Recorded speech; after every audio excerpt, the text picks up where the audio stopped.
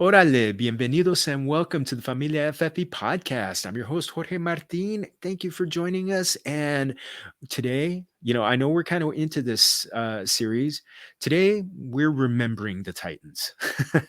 I know they're in Music City and the Titans roam there. Our invitado de lujo today is Tyler Rowland, who's the host of the Locked on Titans podcast. Yes. Tyler, gracias everybody. Gracias for joining us. Thank you for doing this. I really appreciate it. Hola. Yeah. I just like to be in on the language, but yeah, thank you so much for having me on. I love talking football and love talking fantasy as well. I've been playing fantasy football for feels like 16 years now. I was on it early, so anytime I get to talk fantasy within the realm of the Titans, two things I very much enjoy. Oh, perfect. That's why I thought, that's why it's just perfect that you're here and joining us today. So, let's jump into them real quick. Mhm. There's the coaching change in the offensive coordinator. Arthur Smith has left. There's a new OC coming into town. He's the former tight end coach. It's which is also what Arthur Smith was before he moved Mhm. moved up to the offensive coordinator. Todd Downing, he has a similar background, but Yes. can we expect a similar scheme considering that he was promoted within? Yeah, I think so. I think it would be relatively foolish to try to reinvent the wheel in Tennessee, especially when they had, their two most explosive offenses in franchise history basically over the last 2 years. It would be crazy. And what we do have to remember is Arthur Smith had been with the Titans under 5 different coaches. So it's not like he had a particular scheme that he wanted to put in place. Matt LaFleur, the Packers head coach, was the Titans offensive coordinator in 2018, and Arthur Smith just kept doing what Matt LaFleur was running. Now, I don't mean to diminish Arthur Smith or any of his credit. He certainly took the offense to new heights. But my point is that the Titans have been running this system for a year before Arthur Smith got the reins. So I don't see why Todd Downing, who is experiencing a similar situation to Arthur Smith, would change that. Now, one thing that I do want to say about Todd Downing, I think that he can kind of diversify the Titans offense. So we know about the run game. We know about the play action pass game. But Todd Downing utilized a lot of RPO, read pass option plays in his offense when he was the offensive coordinator with the Oakland Raiders in 2017. And it was Oakland at that time. I'm not misspeaking. They were the Oakland Raiders when Downing was the OC there. They had very good success passing the ball in RPO where they fake that handoff to the running back and then quickly throw it to the wide receiver. So if we see some of that incorporated into what we already know from the Titans offense from Todd Downing, then I think that can take the Titans offense to a new level. And from a fantasy perspective, can maybe make them a little bit less narrow, not much, but a little bit less narrow, which opens up some more options for fantasy players. Let's talk about Ryan Tannehill. Mm-hmm. He is such an underrated player for fantasy. Yeah. 33 touchdowns, passing, 7 rushing. He's such a good. He's such an underrated talent. How much are we just are people who are going to draft him just going to be like, what an incredible value? Well, I think they're probably going to feel a little bit how Titans fans feel. But since he took over, Ryan Tannehill has this perception out there that, he's not the guy who deserves the credit. Should all go to Derrick Henry. But the reality here is Derrick Henry didn't really blow up until Ryan Tannehill became his quarterback as well. So it's symbiotic, the way they feed off of each other. What Ryan Tannehill does well as a player complements perfectly what Derrick Henry is going to force defenses to do. So it works great in that way. And you talked about Ryan Tannehill had 33 passing touchdowns last year, but 7 rushing touchdowns. In fantasy football, you're always looking for additional value. And for some reason, people don't seem to remember that Ryan Tannehill has great mobility as well. Plus, like I said back, the perception of Ryan Tannehill doesn't necessarily match the talent that he has and the fantasy production that he has. So when you think about that, Ryan Tannehill is going to give you better production than where he's going to be drafted. That's value in itself. And a lot of people aren't going to think about the rushing aspect of his game as well. So you add in more rushing than people realize. You add in that he's going to be taken later than he should be based on where he's probably going to end up as a top 10 fantasy quarterback. That's great value for any fantasy football player. And as you know, and as I know, value is the name of the game in season-long fantasy and in daily fantasy at that. Fantasy, any kind of even, you think about stocks and you think about playing the stock market, you're looking for value buys. And Ryan Tannehill is absolutely one of those guys who will be a great value buy guaranteed when the drafts really get hot and heavy. Well, one guy who's not necessarily a value because he's a hot commodity, he's going off in the top 4, Derrick Henry. He's coming off a legendary season, 2,000 yards, very exclusive club. The other thing about it, 378 rushing attempts, which, a lot of people get a little eerie about that. But, I've talked to injury experts and, you never predict that. But, is he enough of a super freak that he's going to blow that away and just still continue to have another big season?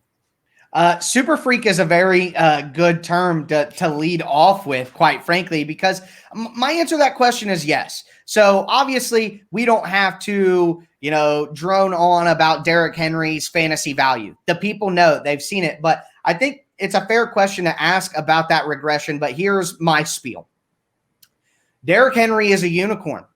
Stop using historical comparisons. Stop using general wisdom. They're not going to fit Derrick Henry. He is a Hall of Fame, all-time talent, maybe one of the best running backs of all time. That's potentially what we're seeing. And when you think about a guy like David Johnson, who got a big contract with the Cardinals, he didn't really have a pedigree. He kind of popped on the scene. Somebody new who we didn't expect that from. Todd Gurley had knee issues from college following him into the NFL. You think about Ezekiel Elliott. People were worried about his work ethic, his maturity heading into the NFL. So those are 3 guys who got big-time contracts. And then Le'Veon Bell, we know that Le'Veon Bell has interests off the field. He may not be the most dedicated football guy. None of that applies to Derrick Henry. Derrick Henry has been the best running back on the planet in his level of football since he was born.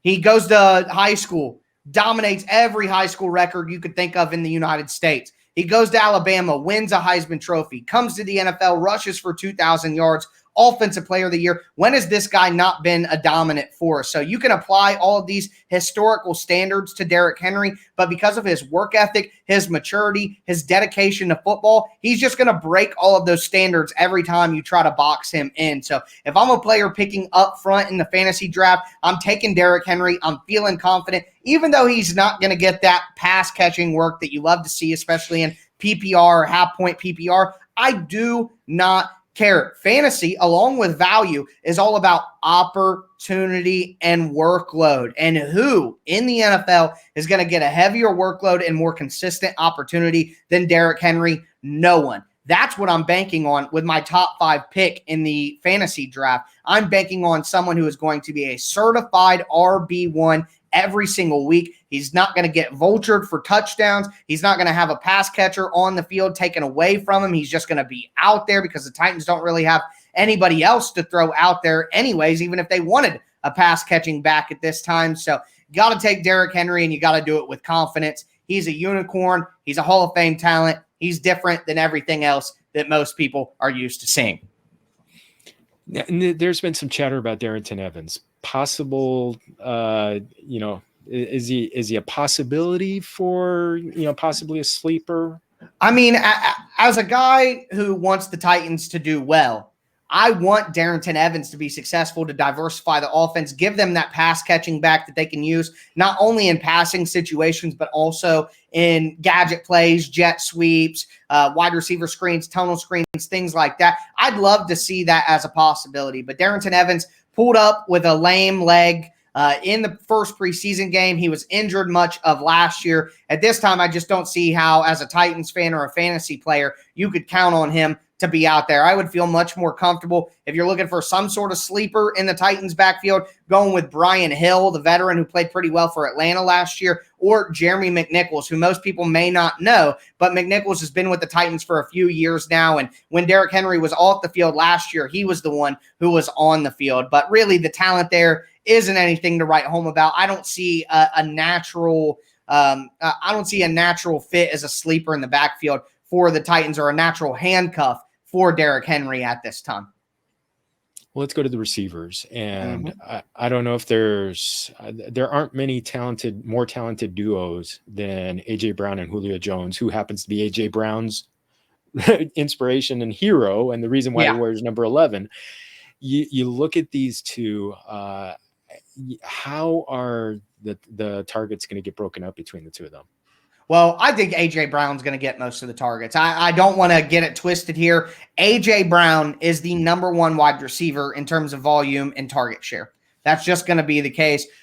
Julio Jones is coming in to fill the Corey Davis role. And while he's a souped-up Hall of Fame version of Corey Davis, I still do believe that the Titans view A.J. Brown as the number one receiver on this team, and the game plan is going to be tailored towards getting A.J. as many opportunities as possible. One thing we do have to keep in mind as well, I don't mean to be pessimistic, but Julio Jones did miss about 7 games last year. He is 32 years old. So if you had to bet on one of those wide receivers missing some time due to injury, it's most certainly Julio Jones that you would bet on. So with that in mind, I think to answer the question, A.J. Brown should be the number one wide receiver drafted from the Tennessee Titans. But that doesn't mean that Julio Jones isn't still going to be a great fantasy option and a great wide receiver too for your fantasy team and for the Titans. So I love both Julio Jones and A.J. Brown this year, but A.J. Brown is who I would put ahead of Julio Jones in my personal fantasy rankings. So a lot of people who don't go for that top 3 tight ends, Kelsey, Waller, Kittle, are looking at late round options. Is Anthony Ferkser one of those options? Oh, absolutely. I think he has to be. Jonnu Smith left the Titans, went to the New England Patriots in free agency, but Jonnu was a consistent red zone target for the Titans. The Titans at tight end, Ferkser is not the athlete or the physical specimen that Jonnu Smith is, but he's much more of a reliable pass catcher. He's a better route runner. He understands how to sit down in the holes of the zone. And him and Ryan Tannehill have a very good rapport together, very good chemistry together. And with Jonnu Smith and his red zone opportunities out of the window, someone's going to have to step up and take those from the tight end position. It's not going to be Jeff Swaim. It's not going to be anybody else on the Titans depth chart. It's going to be Anthony Ferkser. So I think that Anthony Ferkser could be one of the best value pickups at the tight end spot in the entire draft. And if you find a way to pair Anthony Ferkser and stack him with Ryan Tannehill, both in the late stages of your fantasy draft, I think you're just going to be very, very happy with that combination and the value that you got there going forward, especially like you said, there's only 3 tight ends that are really in that top tier, number 1 tier. After that, you're kind of taking a dart throw on any of them. So waiting for an Anthony Ferkser, I think, would absolutely be a solid move for anybody playing fantasy this year. All right. Well, I mean, that pretty much is everybody on the, that's fantasy relevant on the, it's just such a heavily, narrowly focused team, isn't it? Mm-hmm. Yeah, I think if there had to be a sleeper, though, you have to think about their third wide receiver, Josh Reynolds. And Josh Reynolds is a guy who spent the beginning of his career in Los Angeles playing behind a ton of talented guys for the Rams, Cooper Kupp, Robert Woods, even Brandon Cooks while he was there. That limited Josh Reynolds' potential. But I think that he's a very good wide receiver. He had over 500 yards last year when he finally got to be that number 3 receiver. With Julio Jones and his uncertainty with his health and injuries going forward, I think there's a good chance that Josh Reynolds gets a couple starts this year. And with the Titans losing Jonnu Smith, I think they're going to replace Jonnu Smith, not with a tight end, but by using 3 physical wide receivers out there. So I think Josh Reynolds will be out on the field a lot. And if Julio Jones does miss any games, then I think Reynolds could give you some good value as a depth wide receiver, a wide receiver 4, and then you can plug him into your lineup. I know this sounds crazy, but like I said, there's no handcuff for Derrick Henry. I would consider Josh Reynolds a handcuff to Julio Jones. Ooh. And if you pick up Julio Jones and say, the 3rd round, the 4th round, maybe late 2nd, depending on how deep your league is. If you pick up Julio Jones there early, swinging back around in the 13th, the 12th round, the 14th round, and getting Josh Reynolds, I think that could be a very advantageous move for fantasy owners. So I would do that. I would handcuff Julio with Josh Reynolds. Awesome. And I love to ask questions about the offensive line. So the Titans got Taylor Lewan back after he missed quite a bit of time, and he's one of the better left tackles in the NFL. Top 10, I'd say. How much does that improve this offensive line and make someone like Derrick Henry and Ryan Tannehill that much more dangerous? Yeah, I mean, when the Titans had their second string tackle in for 2 weeks, and then he blew a knee, and then they had their third string tackle in. So anytime that happens, I thought the Titans offense, obviously Derrick Henry went for 2,000 yards. They were still able to sustain. But when you pop in a top 10 left tackle, I think it really helps the Titans more in pass protection and opening up those deep shots down the field to Julio, to A.J. Brown, to Josh Reynolds specifically, who I talked about just a second ago. I think that Ryan Tannehill will have more time in the pocket. He won't have to get the ball out as quickly, and that'll open up some options down the field, which will get the efficiency back to the 2019 levels, which 2020 was still a very efficient year, as we mentioned. But if you can get back to that 2019 efficiency and then add in the Derrick Henry running game still, the Titans offense can be just as good as it's been the last 2 years. And you want to have guys from your fantasy team be on those type of offenses. The Titans also have Roger Saffold, who's a top 10 guard at left guard. They have Ben Jones, who's a top 10, top 12 center. Nate Davis, who's a third-year right guard who got some all-pro votes last year. They're going to be putting in a new right tackle, but returning those 4 starters and that quality, I think the Titans offensive line is one you can count on to not torpedo any kind of fantasy value for your players. Well, let's go to the defensive side, kind of close it out with the football questions. This was a defense that I targeted a lot in fantasy when I saw them going against the Titans. I loved loading up my Titans because I knew they were going to get points, but I knew that their opponents were also going to get some points too. Yes. Where does this defense kind of shape up for the coming season? Well, I think that's a tough question to answer right now. The Titans overhauled a lot of their personnel. So they pretty much overhauled the entire secondary. They're going to have 3 new starters out of their top 4 in the secondary. They put a bunch of money in free agency towards the defensive line, adding Danico Autry from the Indianapolis Colts, Bud Dupree from the Pittsburgh Steelers. And in theory, with the additional talent, the Titans should be better. But at this moment in time, you look at Mike Vrabel's history, any defense that Mike Vrabel has been associated with in any big-time capacity, you look when he was the defensive coordinator for the Texans for a year, then being the defensive coordinator for the Titans basically last year, Mike Vrabel doesn't run good defenses. Calling him a defensive coach, I think, is a bit of a mistake. It's a bit of a miscalculation. So at this time, I'm not confident in the kicker position or the defensive position in fantasy for the Titans. There is potential for the Titans defense to be much improved and turn themselves into a viable fantasy defense, but I don't think there's any way that you can draft the Titans defense in the top 10, top 12, top 14 defenses and feel good about it. Keep your eye on them in the beginning of the season. If they have a few good weeks to start the year, swoop them up. You might have found a diamond in the rough and the defense may have improved, but from a fantasy perspective, you can't bet on that going forward into the season. And as for your players playing against the Titans, similarly, right now with all the changes that they made to the personnel, it's hard to really know whether they're going to be a team that you load up, whoever their opponents are every week. It's hard to know that right now. So I would say just monitor the Titans defense at the beginning of the year and see what they're looking like. But if they play bad at the beginning of the year, then I would go ahead and treat the Titans defense the same way you treated them last year, because Mike Vrabel has not proven at any point in time during his career that he can lead a successful NFL defense. Awesome. Well, let's finish strong. I love to close out with favorite Mexican food, tacos especially. What are your favorite types? Well, number one, if we're talking tacos, I'm going to go with al pastor. I'm going to go with diced onion. I am going to go with cilantro. And then I'm going to go with a little bit of a guacamole spread. You put that in front of me, a couple al pastor tacos, I'm going to take that down. But I have to tell you, my favorite Mexican dish of them all are chimichangas. I'll take shredded beef. I'll take shredded pork. Either way, carnitas, barbacoa, and any of those meats, go ahead and throw them in a deep fried, crunchy burrito with some queso over top, a guacamole salad, some fried rice, a little refried beans.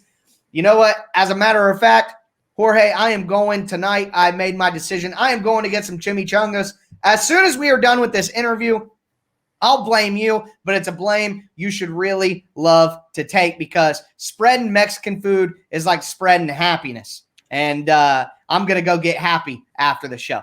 I love it. Spreading Mexican food. That's my new I'm gonna adopt that as my true mantra. Spreading Mexican food is spreading happiness. Thank you so much. Gracias.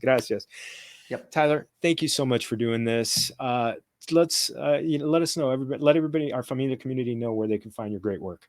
Sure. Number one, thank you so much for having me on. It truly is an honor. Thank you to everyone listening to the analysis as well. But you can find me on Twitter at Tic Tac Titans. I do a lot of film work, so if you're interested in seeing how some of these fantasy players are doing from a film perspective, check that out. But I am the host of the Locked On Titans podcast. You can find that on whatever platform you do stream. If you like the video aspect, which obviously your folks do, I do have a YouTube page, the Locked On Titans YouTube page. Please subscribe and check out all the content that I'm throwing up there. Oh, awesome. Yes. Give them a follow, man. I can't tell you how much fun this was. Yeah. In Spanish, as we would say, esto fue un gran placer. Muchas gracias. And familia, eso es todo for our show. Special thanks to Anchor for being our hosting network and putting our podcast out to Apple, Google, Spotify. Please make sure you subscribe wherever you get your podcasts. Also, you could find our YouTube page at Familia FFB. You could also find me at Jorge Martin 17. I put all our content out there, including articles that are going up on familiaffb.com, and also follow at Familia FFB on Twitter and Instagram. Otra vez, Tyler, thank you so much. Muchas gracias. And everybody, todos somos familia. Salud.